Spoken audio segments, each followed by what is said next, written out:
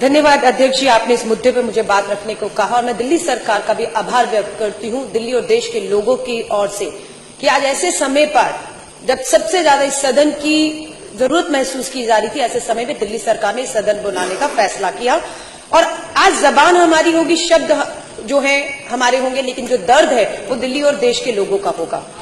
अध्यक्ष जी, 25 जून 1975 को देश में पहली बार इमरजेंसी लगी थी। मैं उस समय पैदा भी नहीं हुई थी, लेकिन मुझे यकीन है कि आप उस समय राजनीति में सक्रिय थे। आपने उस तरह की इमरजेंसी जब पूरे देश में लगी थी, वो एक राजनीतिक अराजकता का माहौल था, लेकिन ऊपर जरा बातचीत कैसे हो रही है? कह रही थी 25 जून 1975 को जब देश में इमरजेंसी लगी थी, मैं पैदा भी नहीं हुई थी, लेकिन आपने उस इमरजेंसी को अपने आंखों से देखा, महसूस किया होगा। उस समय भी बहुत लोग थे जो उस समय जब इमरजेंसी लगी उसकी तारीफ कर रहे थे, उसे ठीक ठहरा रहे थे और बहुत से लोगों जो ठीक ठहरा रहे थे, मुझे लग रहा है आज उसी तरह बहुत से हमारे खिलाड़ी हैं, बहुत से हमारे राजनेता हैं। मुझे लगता है कहीं ना कहीं दबाव या बंदूक रख के उनसे ये हालात जो देख रहे हैं उसे नजरअंदाज करते हुए सरकार के इस कदम की जो तारीफ करवाई जा रही है। यही उस समय पहले भी हुआ था। पूरा देश में अराजकता का माहौल उस समय राजनीतिक था, इस समय राजनीति के साथ आर्थिक भी है। अध्यक्ष जी, मैं और मनीष सिसोदिया जी शनिवार को चांदनी चौक बाजार में, खारी बावली में, कश्मीरी गेट में एक छोटे से छोटे व्यापारी को मिले। हमने वहां देखा बाजार पूरी तरीके से अध्यक्ष जी बंद पड़े हुए हैं। व्यापारियों ने बताया जो छोटा व्यापारी भी चांदनी चौक जैसी जगह पर 10-12 हजार रुपए कमा लेता था, उसकी सेल 400-500 पर आकर रुक गई है। उसके पास घर में जाकर बच्चों को खिलाने के लिए पैसे तक, रोटी तक के नहीं है। लंबी लंबी लाइनें लगी हुई हैं। अध्यक्ष जी, मैं एक चीज के ऊपर ध्यान दिलवाना चाहती हूँ, 2-3 चीजें हैं। नरेंद्र मोदी जी देश के प्रधानमंत्री ने 8 तारीख की रात को 8:17 के ऊपर सारे टीवी चैनल पे लाइव आए और हमें लगा कि पता नहीं क्या हो गया। पहला शब्द था काले धन से लड़ना चाहते। पूरे देश में खुशी थी, मुझे भी वो शब्द सुनकर बहुत खुशी महसूस हुई कि प्रधानमंत्री 2.5 साल बाद शायद अपना कमिटमेंट पूरा करने जा रहे हैं और ये बिल्कुल देश काले धन से लड़ना चाहता है। लेकिन जैसे जैसे उन्होंने अपनी बात को आगे बढ़ाया तो हमारे पांव के नीचे से जमीन हट गई, क्योंकि हम जमीन के लोग हैं। हमें मालूम था कि ये जो फरमान जारी किया जा रहा है उसके बाद देश और दिल्ली के अंदर हालात क्या होने वाले हैं। अध्यक्ष जी, सबसे बड़ा मजाक उन्होंने तब किया जब 8 तारीख की रात को वो तुगलक की फरमान जारी करते कि 500 और 100 के नोटों पर पाबंदी लगा देते हैं और 9 तारीख की सुबह हवाई जहाज लेकर जापान रवाना हो जाते हैं विदेशी दौरे पर।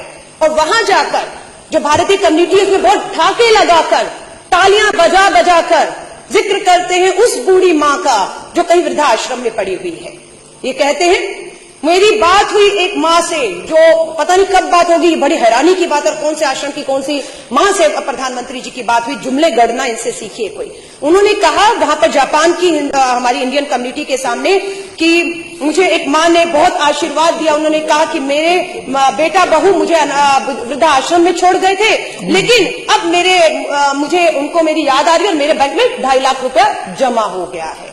वो मां कहाँ है, कौन सा आश्रम है, कब बात हो गई प्रधानमंत्री जी से जिसका जिक्र वो जापान में जाकर कर रहे थे, ठाके लगा रहे थे।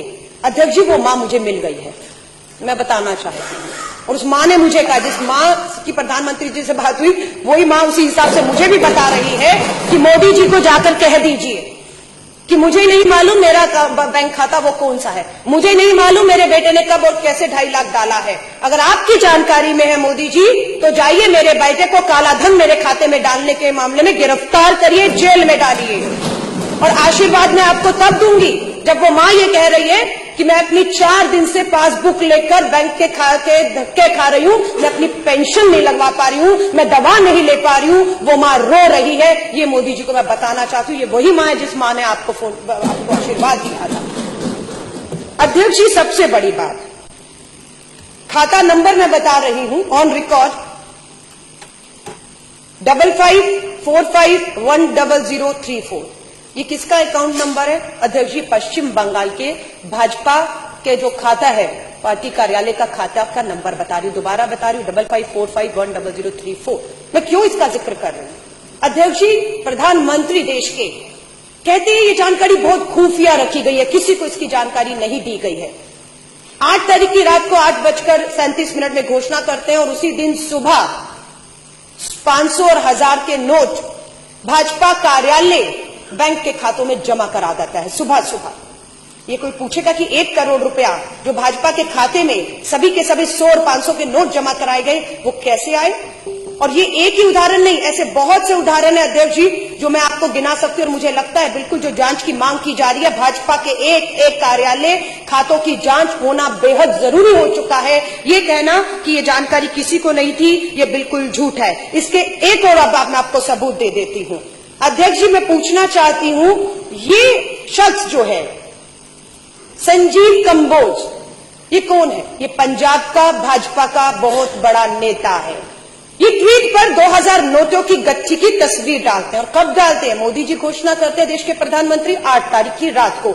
और संजीव कंबोज जो भाजपा के बहुत बड़े नेता है पंजाब से, वो ये खबर डालते हैं 10:53 सुबह 6 तारीख को, 6 नवंबर को, जब देश को नहीं पता था कि 2000 का नया नोट आने वाला, उसकी शक्ल क्या होगी। उसको आरबीआई जो है मोदी जी की, प्रधानमंत्री की घोषणा के बाद जो है उस नोट को दिखाती है पूरे देश में कि वो नोट कैसा होगा। लेकिन भाजपा के इस नेता के पास इसकी जानकारी, इसकी तस्वीरें, ये नोट कैसे थी, ये तो देश जानना चाहेगा, कैसे इनको खबर थी इसकी। लेकिन इसका जवाब भाजपा का कोई नेता देने को तैयार नहीं है। उल्टा राष्ट्रवाद और देशभक्ति के नाम पर जिस तरह से निर्दोषों को, मैं कहूंगी, क्योंकि चीफ जस्टिस ऑफ इंडिया के भी पूर्व चीफ जस्टिस ने भी कहा है कि जिनको फेक इनकाउंटर में मारा गया है उनका दोष कभी साबित ही नहीं हुआ, वो अभी अंडर ट्रायल थे। तो देशभक्ति के नाम पर, राष्ट्रवाद के नाम पर, आतंकवाद के नाम पर जिस तरह से निर्दोषों को फेक इनकाउंटर का शिकार बनाया जा रहा है, ठीक उसी तरह देशभक्ति राष्ट्रवाद के नाम पर, काले धन के नाम पर निर्दोषों को, 125 करोड़ की गरीब मजदूर आम आदमी किसानों को लाकर इन्होंने जो है वो सड़क पे खड़ा कर दिया है। शर्म आती है हमें, उस मां के आंसू नहीं दिखते। और सबसे बड़ी तो मैं निंदा करना चाहूंगी, शर्म आती है। कल तक जब कांग्रेस के नेता राहुल गांधी लाइनों में खड़े थे तो मोदी जी भाषण देकर ठाके लगा रहे थे कि मां का काला धन जमा करने के लिए एक बेटा लाइन में खड़ा है।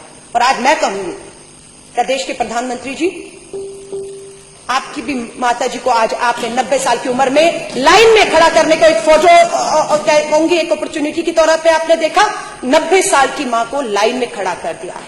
बहुत से देखे हैं, मैंने 4000 रुपया लाइन में खड़ा होकर निकाला और सबसे पहले 4000 में से 2000 लेकर मैं अपने 80 साल के करीब, मेरे पिताजी की उम्र होने वाली है, 75 साल के ऊपर मेरी मां है, सबसे पहले अगर 4000 निकाला तो 2000 अपनी मां को देकर आई कि मां जरूरत हो तो रख लो, मुझे पता है आप लाइनों में नहीं लग पाओगी, आपको शुगर की बीमारी है। देश के प्रधानमंत्री 4000 बदलने के लिए अपनी माता जी को खड़े करते थे।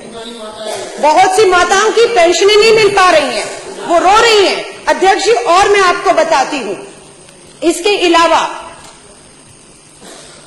बाबा रामदेव जी ने भाषण दिए थे, नरेंद्र मोदी जी का चुनावों में समर्थन किया था, काला धन आएगा और 15 लाख आएगा सबके खाते में। हम इसी देश का इंतजार कर रहे थे। जब मोदी जी घोषणा करने लग गए, मुझे लगा शायद काला धन वापस आ गया और सबके खातों में अब 15 लाख आने वाला है। लेकिन अध्यक्ष जी, होता क्या है, अभी एक अलवर की वीडियो जो है वो क्लिपिंग चल रही है किसी न्यूज चैनल की, उसमें बाबा रामदेव अलवर राजस्थान का कोई उपचुनाव होना है, उसके उम्मीदवार है, चांदनाथ प्रत्याशी है, उनके प्रचार में गए तो उनको भूल गए कि मेरे सामने माइक और कैमरे लगे हुए हैं। जो भाजपा के प्रत्याशी चांदनाथ हैं, वो बाबा रामदेव जी के कान में कहते हैं, अरे बड़ी मुसीबत आ गई, मेरा भी पैसा पकड़ा गया। ये उनके शब्द हैं। किसी ने कहीं से पैसे लाने में बड़ी दिक्कत हो रही है, हमारे पकड़े भी गए। अब बाबा रामदेव जी क्या कहते हैं, उनका हाथ पकड़ते, उन्हें चुप कराते, ये बात यहां बंद करो, बावले हो गए हो, यहां मत करो, फंस जाओगे। ये क्या सच्चाई है? ये क्लिपिंग चल रहा है लेकिन मीडिया नहीं दिखा रहा उसको। उसके ऊपर बाबा जी से नहीं पूछा जा रहा किसका कौन सा पैसा पकड़ा गया। ये वही बाबा रामदेव है जो आज पतंजलि में अंदर जो करोड़ों रुपए, मैं कह रही हूं, आप सरहद पे खड़े जवान का बाबा रामदेव हवाला दे रहे देशभक्ति के नाम पर। बाबा रामदेव जी, आपका हम लोग आपको तब हम मानेंगे जब आप पतंजलि के दरवाजे खोल देंगे और आटा और नमक और चीनी और भूखे जो लोग आज हैं उनके घर तक आपका पतंजलि का सामान पहुंच जाए। पर आपके यहां पर भी काले धन को सफेद करने का काम चल रहा है। दूसरा, भाजपा के ही बहुत बड़े नेता, बहुत नाम फेमस हुआ, सुषमा स्वराज जी वहां से चुनाव जब लड़ी थी, बिल्लारी ब्रदर्स करके माइन माफिया हैं, सीबीआई में उनके केस चल रहे हैं। 16 तारीख को उनकी बेटी की शादी है। ये हिंदुस्तान टाइम्स की न्यूज़पेपर में इसका खुलासा है कि 500 करोड़ रुपया बिल्लारी ब्रदर, रेड्डी ब्रदर, भाजपा के लीडर जो है नेता, 500 करोड़ रुपया अपनी बेटी की शादी पे खर्च करना चाह रहे हैं। क्या इसकी कोई जांच करेगा कि ये 500 करोड़ रुपया जो शादी पे उड़ाया जाएगा ऐसे माहौल में, वो कहां से आया? वो कैश है, बैंकों से आया, कैश है तो कब और कौन से बैंकों में ये बदला गया? अध्यक्ष जी, इसकी कोई जानकारी अगर आप मांगेंगे तो आपको देशद्रोही कहा जाएगा। अध्यक्ष जी, अभी एक और हिंदुस्तान टाइम पंजाब की खबर आई है कि पंजाब में 2 लोगों को 2000 के जाली नोटों के साथ पकड़ भी लिया गया। मैं चांदनी चौक से आती हूं, हमारे यहां पर बहुत प्रचलन है, सुनने में आता है कि हवाला कारोबार होता है, और आज तक और बहुत से चैनलों ने स्टिंग ऑपरेशन भी की। किस तरह से रातों रात काला पैसा जो है वो सोनहारों की दुकान पर पहुंचा, सोनहारों ने कैसे जो काला धन स्वीकार करते हुए किस तरीके से काला धन लेकर सोना बेचा है, इसका खुलासा हुआ। अध्यक्ष जी, हवाला के थ्रू कैसे पैसा हो रहा है, जाली नोट आ चुके हैं, बिल्कुल इसकी चिंता जो है वो इनको नहीं हो रही है। अगर आप प्रश्न करेंगे तो आपको देशद्रोही कहा जाएगा, आपको जो है। और मैं अध्यक्ष जी कहूंगी, नितिन जी प्लीज, ये अखबार की सच्चाइयां हैं। दिल्ली के 80% एटीएम खाली पड़े हुए हैं, क्योंकि 100 का आपने 500,000 बंद कर दिया, उसके बाद एक ही नोट बचता है एटीएम में, जो फिट होता था वो 100 का होता था। और 100 की जो हकीकत है इस देश में, ये मैं नहीं कह रही, ये आंकड़े हैं, ये मेरे हाथ में इंडिया टुडे का न्यूज़पेपर है। इंडिया टुडे का न्यूज़पेपर ये बता रहा है कि देश में तो कुल करेंसी का जो 500 के नोट थे उसका 47% जो है वो हिस्सा था, और जो 1000 के नोट थे उसका लगभग 37%। आप मानिए लगभग 80% जो करेंसी थी वो 500 और 1000 के नोट की थी। 80-85 बाकी जितना भी रह गया, कुछ प्रतिशत 100 के नोट से ये देश ये सोच रहे हैं कुछ यूं चल जाएगा। ये हकीकत है। पहले प्रधानमंत्री जी ने कहा मुझे 2 हफ्ते दे दीजिए, जापान में ठाके मार के हंसे, यहां पर आकर रोना शुरू कर दिया, और अब 50 दिन मांग रहे हैं। और अर्थशास्त्री कह रहे हैं कि 6 महीने तक ये व्यवस्था जो है वो सुधरने वाली नहीं है। अराजकता का माहौल सब जगह है। अगर दिल्ली के मुख्यमंत्री उन्हें चेतावनी भी देते हैं कि संभल जाइए, इस देश के हालात बहुत बदतर होने वाले हैं, लेकिन वो कहते हैं कि आप हमें धमका रहे हैं, आप हमें धमका रहे हैं। आश्रय लेना चाह रहे हैं कि कश्मीर में अगर स्टोन पेल्टिंग, अध्यक्ष जी, अगर बंद हो गया तो 500 के नोट बंद करने से हुआ है। तो मैं ये भी बता दूं, इस 500 के नोट के साथ स्टोन पेल्टिंग, अगर पथराव वहां बंद हो चुका है, लेकिन खतरा पूरे देश में इसका पैदा हो चुका है। उसके उदाहरण है कि बहुत जगह लूटमार शुरू हो गई, काले बाजारी शुरू हो गई है, नमक तक को लेकर खारी बावली की दुकान को लूटा गया है। इन सब के लिए सरकार बिल्कुल भी तैयार नहीं है। 25,000 रुपए में कैसी होगी बेटी की शादी? इनका दर्द सुनने वाला कोई है? कौन नहीं चाहता? अध्यक्ष जी, एक मां मुझे मिली जिसका मैंने फेसबुक पे वीडियो भी डाला है, 10 लाख लोगों ने उसको शेयर किया है। वो मां ये कह रही है कि मैंने 50,000 रुपया 8 तारीख की सुबह अपनी बेटी की शादी के लिए उधार लिया था। वो 50,000 अब कागज रद्दी हो चुका है, कर्ज सिर पे खड़ा है जिससे लिया है। वो कहता है मुझे ये नोट वापस चाहिए।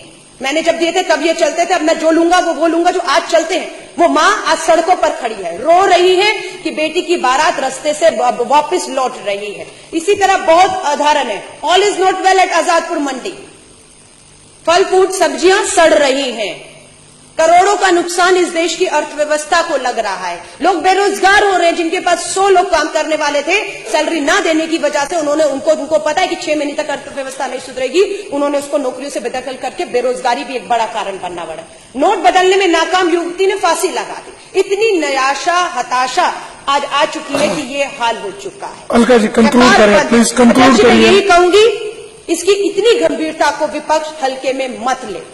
मैं आपसे कहूंगी, हालात, हम जमीन से जुड़े हुए नेता, हमारे नेता आजादपुर मंडी से लेकर मनीष सिसोदिया जी पूरा चांदनी चौक घूमे, जमीन की हकीकत को जानते हैं। जिस जमीन की हकीकत से देश के प्रधानमंत्री कोसों दूर हैं, अगर वो जमीन की हकीकत से वाकिफ होते तो पश्चिम बंगाल, बिहार, दिल्ली में उनका ये हाल नहीं होता। आज भी मैं कहूंगी समय है, संभल जाए अध्यक्ष जी। जय हिंद, जय।